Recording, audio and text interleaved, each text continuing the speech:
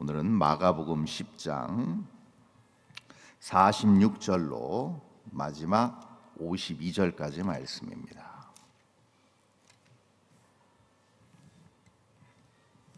마가복음 10장 46절로 52절까지의 말씀. 제가 46절로 51절까지 읽고 마지막 52절 합독해서 봉독하도록 하겠습니다. 그들이 여리고에 이르렀더니 예수께서 제자들과 허다한 무리와 함께 여리고에서 나가실 때에 디메오의 아들인 맹인 거지 바디메오가 길가에 앉았다가 나사렛 예수시란 말을 듣고 소리질러 이르되 다윗의 자손 예수여 나를 불쌍히 여기소서 하거늘 많은 사람이 꾸짖어 잠잠하라 하되 그가 더욱 크게 소리질러 이르되 다윗의 자손이여 나를 불쌍히 여기소서 하는지라. 예수께서 머물러 서서 그를 부르라 하시니 그들이 그 맹인을 부르며 이르되 안심하고 일어나라 그가 너를 부르신다 하매 맹인이 겉옷을 내버리고 뛰어 일어나 예수께 나아오거늘 예수께서 말씀하여 이르시되 네게 무엇을 하여 주기를 원하느냐. 맹인이 이르되 선생님이여 보기를 원하나이다. 52절 다 함께 읽습니다. 예수께서 이르시되 가라 내 믿음이 너를 구원하였느니라 하시니 그가 곧 보게 되어 예수를 길에서 따르니라. 아멘. 오늘 본문은 유명한 일화인 거지 바디메오 그리고 또 거지인과 동시에 또 앞을 보지 못하는 시각장애인이었던 이 바디메오가 눈을 뜬 사건입니다.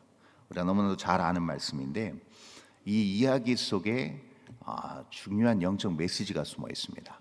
어떤 메시지가 숨어 있냐 하면 결국 예수 그리스도를 모르던 한 사람이 한 영혼이 어떻게 부름받고 구원받아 예수 그리스도의 자녀가 되고 그리고 어떻게 그 인생이 180도 바뀌어서 하나님의 뜻을 이루며 갈 수 있는지를 잘 보여주고 있습니다.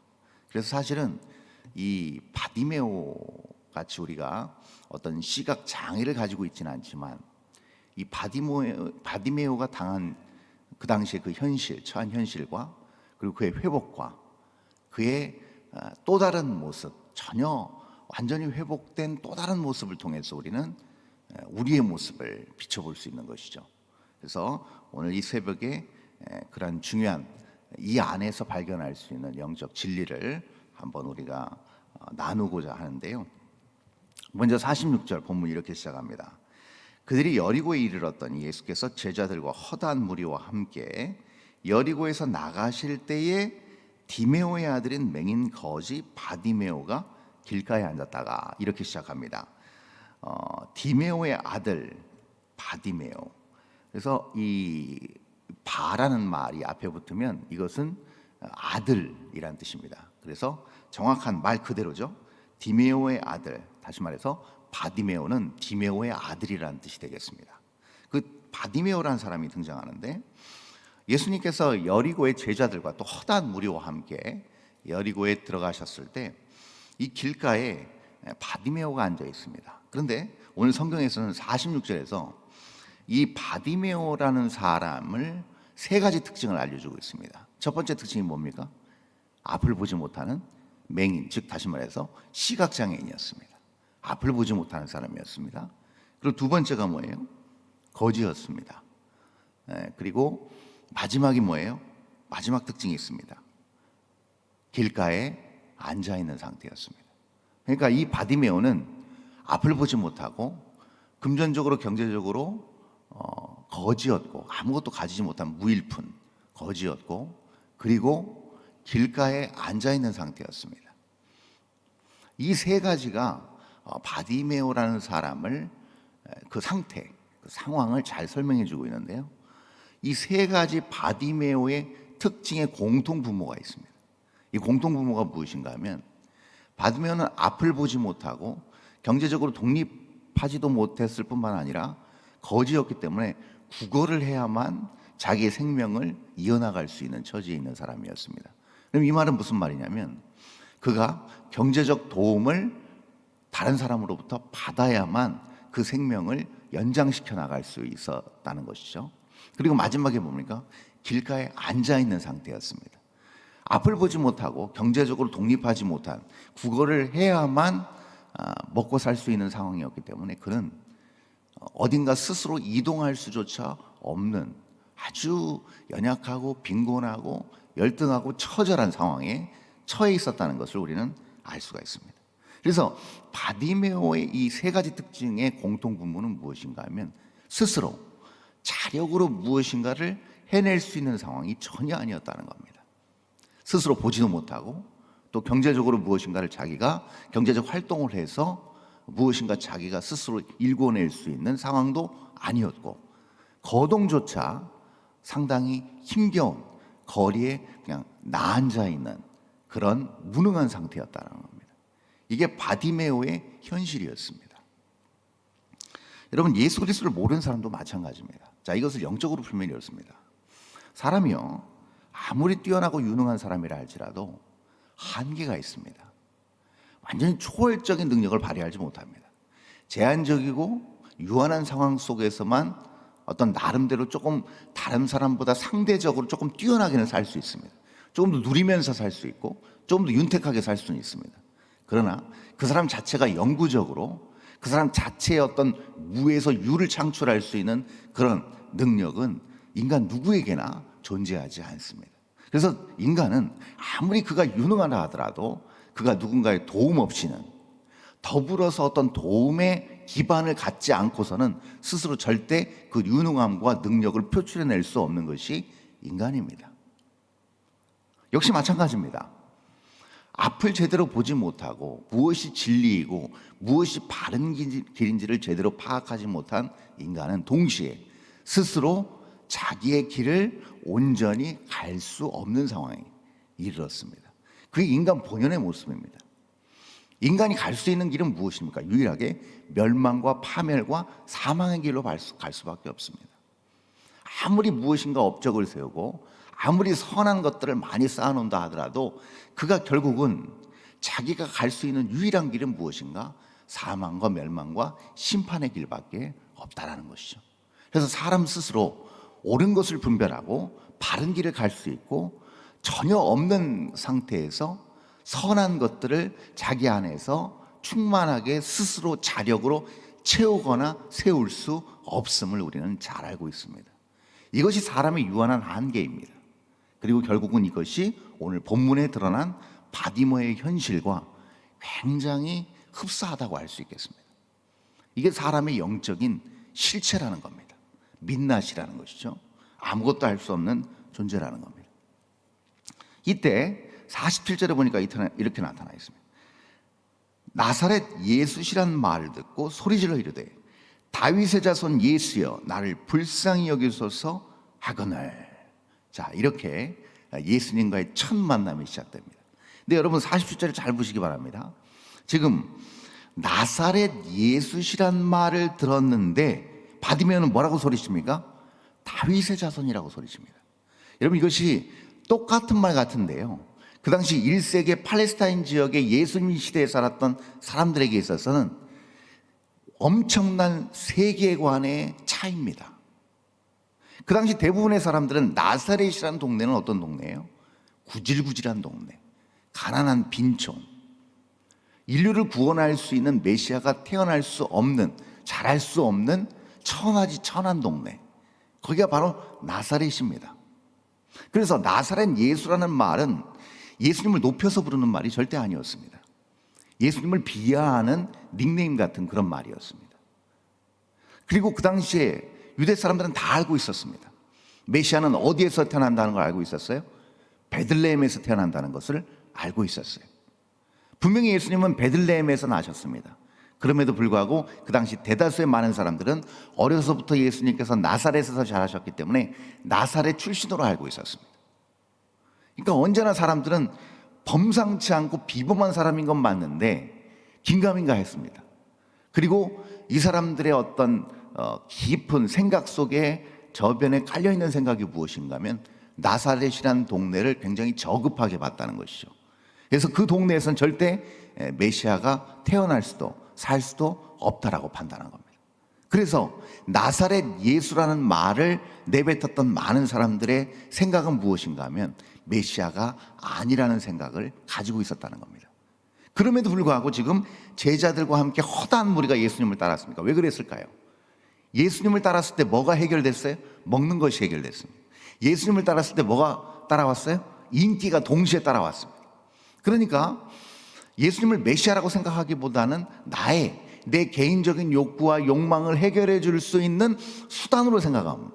그래서 예수님을 따라온 겁니다. 그런데 지금 바디메오를 보십시오. 바디메오는 지금 뭐라고 선포합니까? 다윗의 자손 예수요. 이 말은 나사렛 예수하고는 하늘과 땅 차이의 세계관을 차이를 보여주고 있습니다. 다윗의 자손이란 말은요, 다시 말해서 예수를 메시아로 인정한 믿음의 고백입니다. 이것을 지금 바디메오가 얘기하고 있는 겁니다. 그래서 언뜻 생각하면 그렇습니다. 아무것도 할 수 없는 무력한 한 인간이 하나님을 불러가지고, 예수님을 불러가지고 예수님께서 그를 불쌍히 여기시고 구원해 주신 이야기라고 볼 수 있지만 아니에요. 처음부터 바디메오는 뭘 가지고 있었습니까? 예수님에 대한 변치 않는 믿음을 가지고 있었고, 그 믿음을 근거한 소망을 품고 있었다는 겁니다. 이것이 바로 다윗의 자손 예수여라는 이 한마디 속에 그대로 배어 있다는 겁니다. 여기서 출발한다는 겁니다. 근데 우리는 알고 있습니다. 이 믿음 또한 누가 주셨는지 우리는 알고 있죠. 누가 주셨습니까? 하나님이 주셨습니다. 하나님이 바디메오에게 허락해 주신 거예요. 그렇게 허다한 무리가 예수님을 추종하고 따랐지만 그들 중에 상당수는 뭐예요? 내면에 나사렛 예수로 예수님을 여기고 있었다는 겁니다. 그 근거가 바로 48절 그 다음 절에 나옵니다. 이렇게 말하고 있죠. 많은 사람이 꾸짖어 잠잠하라 하되 그가 더욱 크게 소리질러 이르되 다윗의 자손이여 나를 불쌍히 여기소서 하는지라. 보십시오. 많은 사람이 꾸짖어 잠잠하라 했습니다. 꾸짖어 잠잠하라 한 이유는 두 가지입니다. 첫 번째, 그를 굉장히 하대한 겁니다. 어디서 지금 소리를 치고 있어? 바로 이 말이죠. 끼어들지 마. 네가 낄 자리 아니야. 바로 이 얘기입니다. 그러니까 잠잠히 있으라는 겁니다. 너는 맹인이잖아. 너는 거지잖아. 너는 그냥 길가에 앉아있는 집도 없는 그런 비천한 사람이잖아. 너하고 예수님은 달라. 너하고 말을 섞을 뿐이 아니야. 라는 표현이 이 잠잠하라 속에 담겨져 있습니다. 또 하나는 뭘까요? 바로 이 내면에 있는 나사렛 예수라는 이 마음입니다. 어떤 사람들은 나사렛 예수라는 생각을 가지고 추종했습니다. 진정한 메시아로 따르지 않았습니다. 이들 가운데는 메시아, 예수 그리스도를 메시아로 인정하는 믿음 자체가 없었습니다. 그런데 지금 다윗의 자손이란 말에 뭐가 온 거죠? 마음이 불편해진 겁니다. 그래서 잠잠하라고. 어디 지금 메시아라고 지금 얘기하고 있냐 이거예요. 그래서 입막음을 한 겁니다. 잠잠하라, 조용히 하라. 믿음을 억누르고 있는 것이죠. 그랬더니 예수님의 반응을 보겠습니다. 49절입니다. 예수께서 머물러 서서 그를 부르라 하시니 그들이 그 맹인을 부르며 이르되 안심하고 일어나라. 그가 너를 부르신다 하매. 이게 놀랍습니다. 오늘 그 바디메오를 부르시고 선택하시고 고치신 장면에서 가장 핵심적인 클라이막스가 바로 49절입니다. 그 수많은 얼마나 많은 군중들이 말하고 예수님을 외치고 예수님 이쪽입니다 저쪽입니다 하면서 저도 뭐 살려주세요 도와주세요 얼마나 많은 이야기들이 있겠습니까? 오직했으면 바디메오가 목청껏 외쳤겠습니까? 조용히 했는데도 더 크게 외치지 않았겠습니까? 왜요? 내 목소리를 들어달라는 겁니다. 나 주님 만나고 싶다는 겁니다. 내가 기다려왔다는 겁니다. 그 믿음의 반응을 보였을 때 예수님께서 어떻게 하셨어요? 그 수많은 군중들 속에서 바디메오를 주목하셨다는 겁니다. 그리고 바디메오를 부르셨다는 표현이 나옵니다. 콜링하셨다는 거죠. 선택과 부름이 여기서 나오는 겁니다.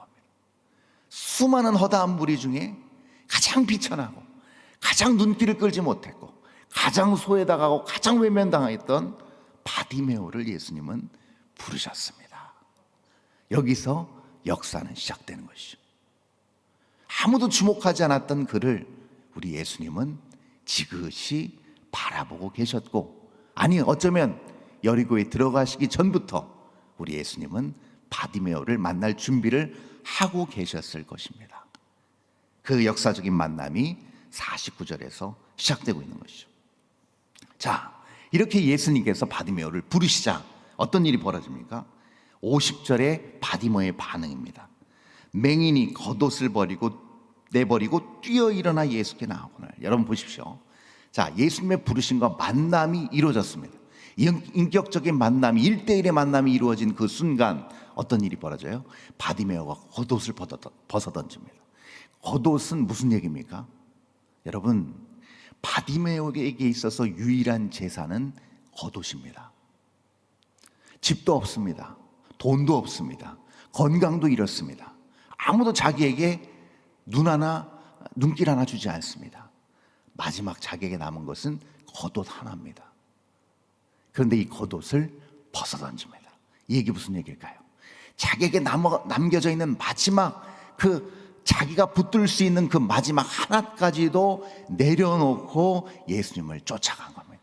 다 내려놓고 다 벗어던지고 온전히 예수님께 뛰어들어가는 바디메오를 알 수가 있어요. 여러분, 그 뛰어들어갈 때 바디메오의 모습이 어떻겠습니까? 넘어지지 않았겠습니까? 돌불에 걸리지 않았겠습니까? 맹인이 어떻게 뛸 수 있었겠습니까? 굴르고 넘어지고 눈물 흘리면서 다시 뛰어가지 않았겠습니까? 오랫동안 기다려왔던 메시아를, 그리고 그 메시아가 나를 부른다는 그 목소리 하나 듣고 길 잃은 양처럼 헤매이던 그 상처 많은 그 양 한 마리가 주인의 목소리를 쫓아서 음메 소리 지르며 뛰어나가는 그런 모습 아니겠습니까? 구원의 역사가 그렇게 일어나고 있는 것이죠. 그랬더니 51절에서 예수님께서 이렇게 물으십니다. 예수께서 말씀하여 이르시되 내게 무엇을 하여 주기를 원하느냐? 맹인이 이르되 선생님이여 보기를 원하나이다. 정확하게 예수님이 원하시는 것을 바디메오가 구합니다. 여러분, 일확천금 구하지 않았습니다. 부귀영화 구하지 않았습니다. 보기를 원합니다. 이거 하나예요. 자, 여기에 뭐가 담겨 있을까요? 주님은 나를 보게 하실 수 있습니다. 또 뭐가 있을까요? 내가 보면 온전히 이전과는 다른 놀라운 일들을 제가 할 수 있을 것입니다. 주님의 추종자가 될 것이고 주님의 종이 될 것이고 주님의 선한 일꾼이 될 것입니다 라는 내용이 그대로 이 51절에 담겨 있습니다. 제가 보기를 원합니다 라는 말 한마디예요. 그러자 어떤 일이 벌어집니까? 52절에 예수께서 이르시되 가라 내 믿음이 너를 구원하였느니라 하시니 그가 곧 보게 되어 예수를 길에서 따르니라. 예수를 길에서 따르니라. 더 이상 그는 주저앉아 있는 무력한 상태가 아닙니다. 이제 주님을 당당히 보고 진리의 길을 분별하고 예수님의 뒤를 쫓아갑니다. 그럼 여러분 생각해 보십시오. 아마 모르긴 몰라도요, 그가 갈보리 십자가를 지고 갈보리 언덕을 올라가시는 예수님을 그가 배반할 수 있었겠습니까, 여러분? 모르긴 몰라도요, 그는 두 눈 똑바로 뜨고 예수님을 먼 발치에서라도 쫓았을지 모르겠습니다. 이것이 진정한 성도의 모습, 구원받은 자의 아름다운 모습인 줄 믿습니다. 바디메오뿐만이 아니고 우리 역시도 이런 놀라운 구원과 부르심의 은혜를 체험했다면 그 부르심에 응답하는, 그리고 주님의 뜻을 쫓아서 오늘도 우리의 영적인 눈을 뜨고 주님의 뒤를 쫓아 나아갈 수 있기를 바랍니다. 놀라운 십자가의 승리가 우리에게 주어질 것입니다. 우리 다 함께 기도하겠습니다. 하나님 아버지, 은혜를 감사합니다. 주님께서 귀한 은혜의 구원의 역사를 우리에게 허락하여 주셨습니다. 이 놀라운 은혜 붙들고 오늘도 승리하기를 원하오니 동행하여 주옵소서, 붙잡아 주옵소서, 함께하여 주옵소서. 바디메오가 눈을 뜬 것처럼 우리도 영적 진리의 눈을 뜨고 주님의 등을 보고 한 걸음 한 걸음 주님의 발자취를 쫓아 나아갈 때 우리가 밟는 모든 땅이 주님의 영광과 주님의 나라가 드리워지는 놀라운 역사로 뒤바뀌는 오늘 한 날 우리의 모든 인생의 여정 될 수 있도록 주님 함께하여 주시옵소서. 감사드리며 거룩하신 예수 그리스도 이름으로 기도합니다. 아멘.